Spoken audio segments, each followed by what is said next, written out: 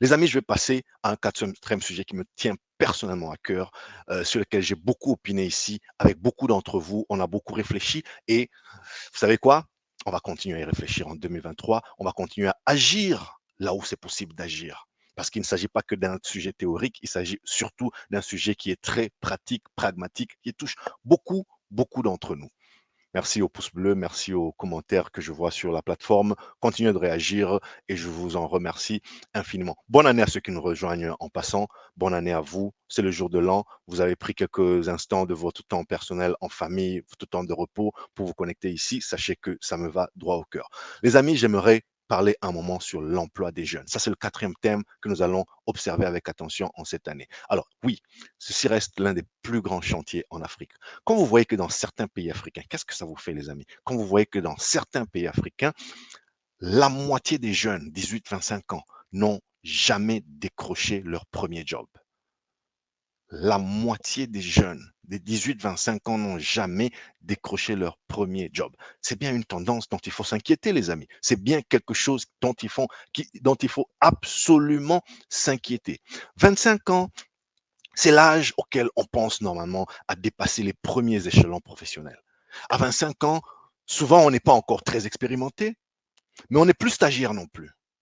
On s'est fait déjà les dents pendant quelques 3, 4, 5 ans, selon l'âge auquel on a quitté l'université. Pour beaucoup d'entre nous, à 22 ans, on quitte déjà 22, 23 ans, on quitte l'université. Et pour certains, même s'ils quittent l'université plus tard, à 20, 21, 22 ans, ils ont déjà au moins un job part-time. Mais quand vous regardez la réalité dans beaucoup de nos pays africains où à 25 ans, vous avez un jeune adulte qui n'a jamais travaillé. Je vous laisse un peu méditer juste une petite seconde sur la catastrophe humaine, la catastrophe sociale et sociétale que ceci représente. 25 ans, la personne n'a jamais trouvé un job. Et parfois, ça n'est pas faute de chercher, parfois, ça n'est pas faute de courage. C'est tout simplement parce que les opportunités sont absolument limitées. À cet âge-là, à 25 ans, on pense à passer manager, on pense à aller à l'échelon supérieur parce qu'on a appris quand même le métier, on a quelques années, on commence à se rêver peut-être à son propre compte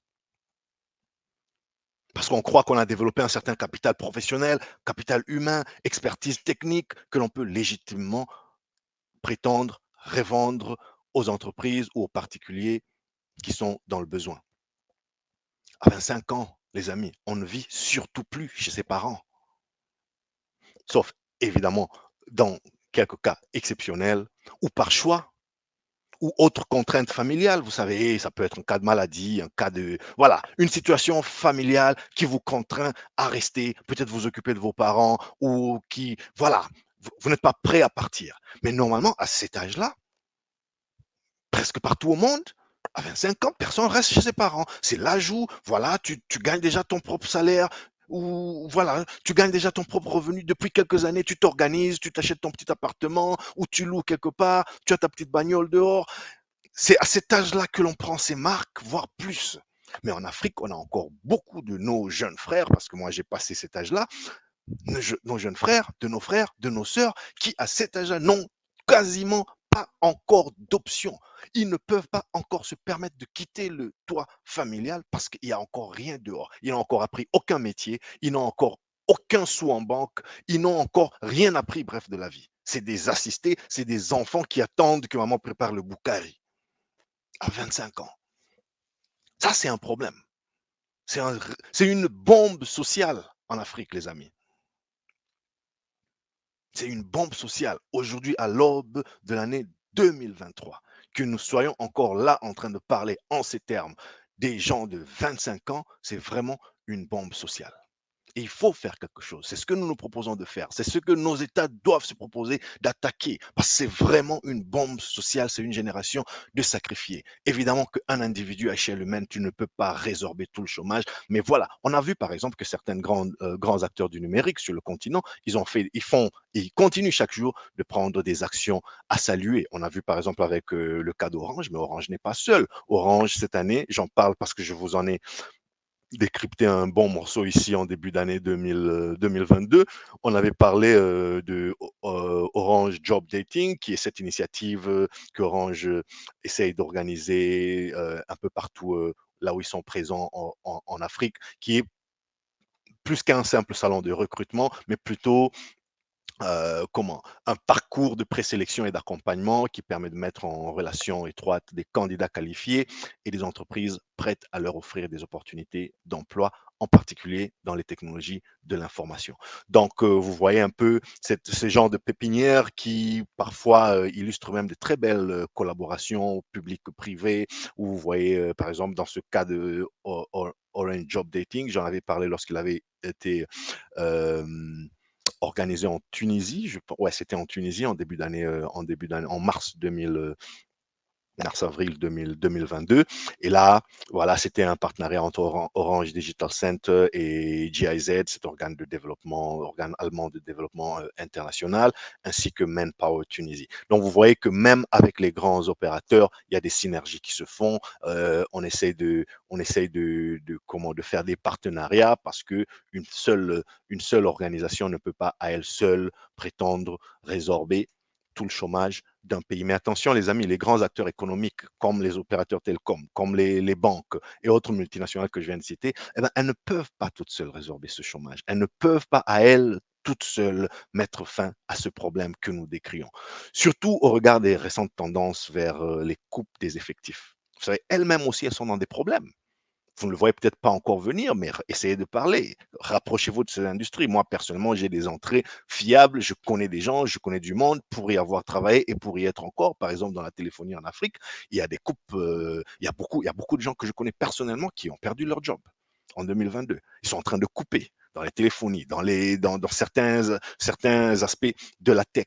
Ils sont en train de couper leurs effectifs parce que ben, les temps sont durs. Il y en a qui ont beaucoup trop embauché pendant la pandémie parce que voilà, c'était la période une période beaucoup trop, comment dirais-je, euh, ils ont beaucoup gagné pendant la pandémie, les fabricants d'électronique et tout, donc il fallait faire beaucoup de choses. Mais aujourd'hui, ben, on revient un peu à la normale et se rend compte qu'il y a du surplus d'effectifs. C'est un peu dramatique de parler d'humains en termes de surplus, comme si c'était des stocks, des vulgaires stocks, mais c'est un peu ça la réalité. Et donc aujourd'hui, on commence à remercier certaines personnes, mais il y a aussi une question tout simplement de recyclage. Il y a des personnes qui sont dans des entreprises et qui font encore la technologie comme elle était faite.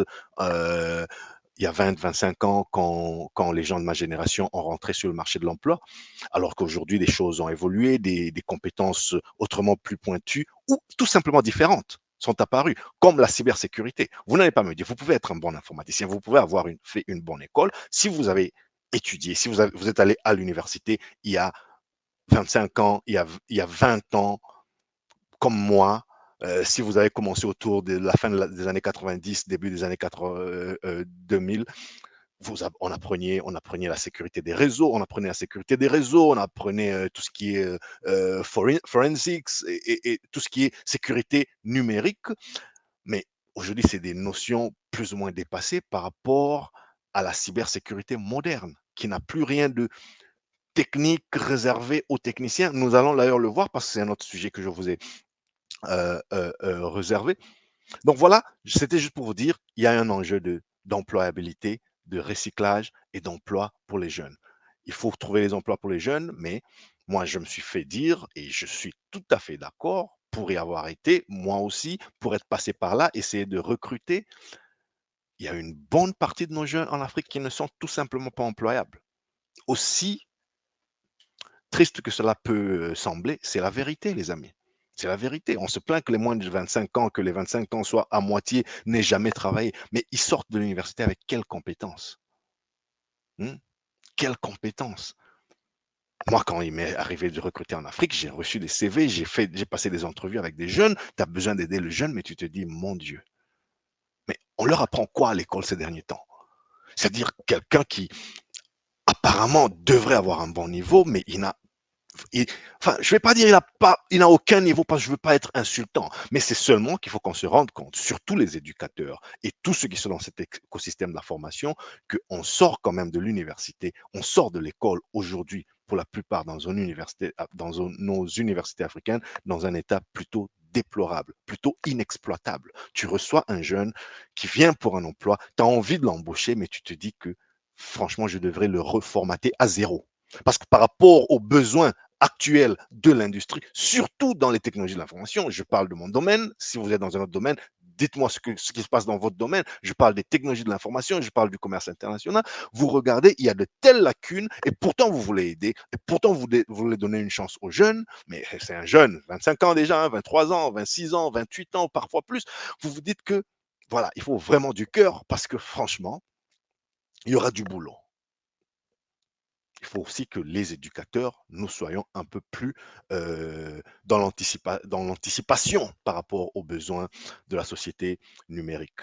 Donc voilà. Et quand je parle de des petits entrepreneurs, des entrepreneurs en général, ils doivent aussi jouer leur partition. Hmm.